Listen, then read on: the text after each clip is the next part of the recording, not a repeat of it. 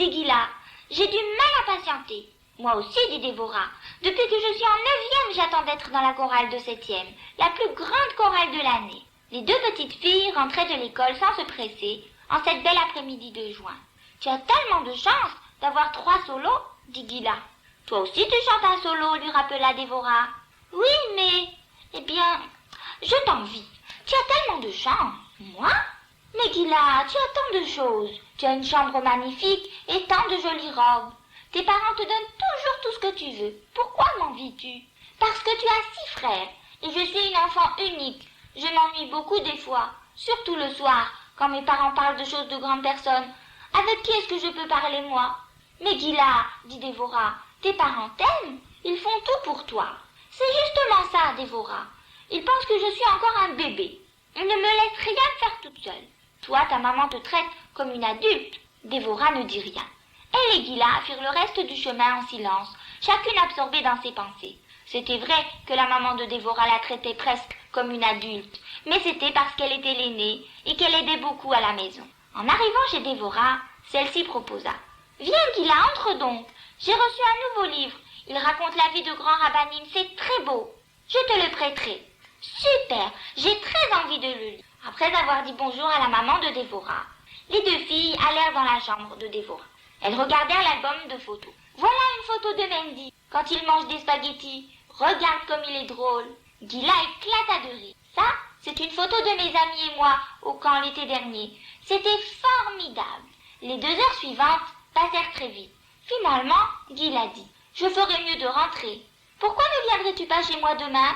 J'ai une nouvelle paire de patins à roulettes. On en fera ensemble. » « Oh, merci, j'adore faire du patin à roulettes. » « Dévora, » appela sa maman, « veux-tu promener le bébé pendant que je prépare le repas? »« Bien sûr, maman. Je raccompagnerai un peu Gila. » Quand elle revint, sa maman était de très bonne humeur. « Il faut que je te raconte ce qui s'est passé aujourd'hui, dit-elle. Ses yeux brillaient d'excitation.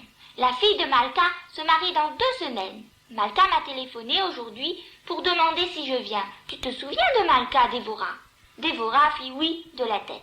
Malka était une ancienne amie d'école de sa maman. Elle habitait environ à 50 kilomètres de chez eux. Sa maman était si occupée qu'elle n'avait jamais l'occasion de la voir. Toutes nos anciennes amies d'école seront là. On aura beaucoup de choses à se raconter. Je n'ai pas vu la plupart d'entre elles depuis que j'étais petite. Tu ne peux pas t'imaginer combien je me réjouis d'y aller. Tu penses que tu pourras garder les enfants? Bien sûr, maman. Quand est le mariage? Quand? Lundi, dans 2 semaines. Malka a dit que Shulamit et Tsira seraient là et... Lundi, dans 2 semaines?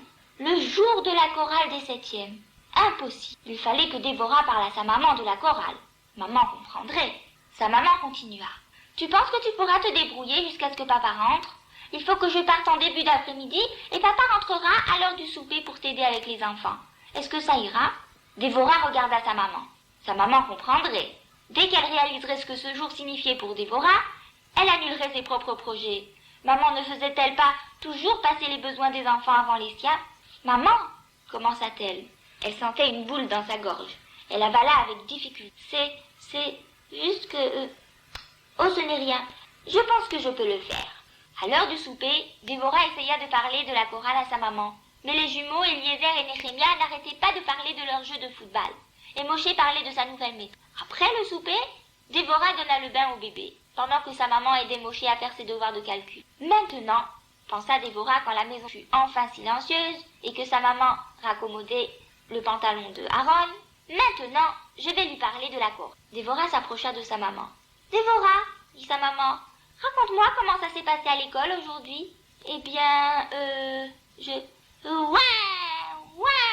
Le calme fut rompu par les cris perçants de Yehuda. J'y vais, dit Dévora. Elle courut chez son frère et revint un moment plus tard pour chercher son ours en peluche. Elle chercha dans la cuisine pendant que les pleurs de Yehuda se transformaient en sanglots. Finalement, elle trouva le nounours déjà bien abîmé dans le frigidaire. Quand Yehuda fut enfin endormi, Dévora fit le reste de ses devoirs et dit bonsoir à ses parents. Elle parlerait à sa maman le lendemain matin. Le matin arriva et à nouveau, Dévora ne dit rien. Pendant la semaine suivante, Dévora essaya souvent de parler de la chorale à sa maman. pour lui expliquer que c'était le même jour que le mariage. Mais quand elle voyait le visage joyeux de sa maman, elle n'arrivait pas à dire les mots. Comment pouvait-elle lui gâcher son plaisir? Le jour du mariage arriva, et la colère de Dévorah la rendit méchante et épouvantable. Elle cognait les casseroles et les poêles, et grondait tous ses frères. Quand Moshe, qui avait 7 ans, oublia de fermer la porte d'entrée, elle cria « Tu ne peux pas fermer la porte !» Plus tard, lorsqu'il rentra à nouveau en fermant soigneusement la porte derrière lui, Dévorah cria « Pourquoi fermes-tu la porte par cette chaleur? Laisse-la ouverte !» Quand Eliezer et Néhémia se disputèrent pour le livre de coloriage, elle le déchira en 1000 morceaux qu'elle jeta à la poubelle. Dévorah regarda la montre de la cuisine. 2 heures. Le mariage allait commencer dans 1 heure. Et la chorale? Elle était presque terminée. Gila avait certainement chanté son solo, et ceux de Dévorah aussi. Dévorah essuya une larme, et elle a donné le biberon à Mendy. L'après-midi passa lentement. Dévorah se sentait épuisée. Comment sa maman arrivait-elle à faire tout cela chaque jour? Maman restait toujours calme et patiente. Sa colère empira, alors que la journée avançait. Si bien qu'à l'heure du souper, ses frères essayaient de rester hors de son chemin. Son papa téléphona pour dire qu'il était désolé, mais qu'il serait un peu en retard. Est-ce que tout allait bien? Ah, si tout allait bien, rien n'allait bien. Ses frères n'avaient jamais vu leur sœur se conduire ainsi. Même les plus petites choses la dérangeaient. « Arrête de manger comme ça !» cria-t-elle à Eliezer qui mangeait une carotte. « Tu as l'air d'un castor qui ronge un tronc d'arbre. »« Peux-tu me servir un peu de lait ?» demanda Aaron doucement. « Sers-toi toi-même !» gronda Dévorah. Aaron leva d'une main collante le lourd bocal de lait, tandis qu'il tenait le verre de l'autre main. « Attention à ce que tu fais !» siffla Dévorah. Aaron essaya de pencher le bocal, mais la tâche était trop difficile. Il le laissa tomber, renversant le lait sur tout le plancher de la cuisine. Le bocal se brisa. Dévorah grinça des dents et tendit son bras. Pan! Elle donna une grosse gifle à Aaron. Aaron la regarda avec des yeux stupéfaits qui se remplirent vite de larmes. L'effet de la claque réveilla Dévorah. Elle regarda son frère qui portait la main à sa joue, et c'était comme si elle le voyait pour la première fois. Elle regarda les autres garçons qui l'observaient tous, stupéfaits et alarmés. « Oh, Aaron !» sanglota-t-elle. « Que m'arrive-t-il » Elle le serra très fort contre elle. Aaron enroula ses petits bras autour d'elle et l'embrassa. Elle l'embrassa et lui caressa la tête. « Tu es un bon petit garçon » chuchota-t-elle dans ses larmes. Et elle le serra plus fort, comme si elle essayait de rattraper un peu de raison à l'intérieur d'elle-même. Elle était de si mauvaise humeur, et pourquoi? Parce qu'elle sacrifiait de son bon temps pour donner du bon temps à sa maman.